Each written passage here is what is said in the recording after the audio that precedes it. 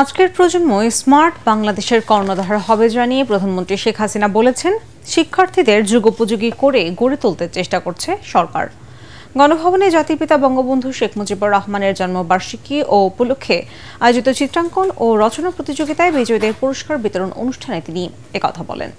প্রধানমন্ত্রী বলেন, সরকার শিক্ষা ব্যবস্থাকে যুগোপযোগী করে গড়ে তোলে, যাতে শিক্ষার্থীরা কোনো মতেই পিছিয়ে না পড়ে। জাতির পিতার ৯৯ থেকে ১০৪তম জন্মবার্ষিকী উপলক্ষে টানা ৬ বছর ধরে চলা এই প্রতিযোগিতায় মোট ৩০৪ জন বিজয়ীর হাতে পুরস্কার তুলে দেন প্রধানমন্ত্রী শেখ হাসিনা। সেখানে বিশেষ ট্রেনিং দেওয়া হয় এই তথ্য প্রযুক্তি অর্থাৎ ডিজিটাল সিস্টেম অর্থাৎ কম্পিউটার শিক্ষা, এই শিক্ষার প্রসার আমরা ঘটাচ্ছি। তার কারণ হচ্ছে যে বিশ্ব এগিয়ে যাচ্ছে প্রযুক্তির যুগে, আমাদের ছেলেমেয়েরা পিছিয়ে থাকবে না, তাদেরকেও সেইভাবে আধুনিক প্রযুক্তি জ্ঞান সম্পন্ন একটা জাতি হিসেবে গড়ে তুলব। আর ৪১-এর যে স্মার্ট বাংলাদেশ, আজকের যারা তরুণ এবং আজকের যারা শিশু, তারাই হবে ৪১-এর ভবিষ্যৎ কর্ণধার।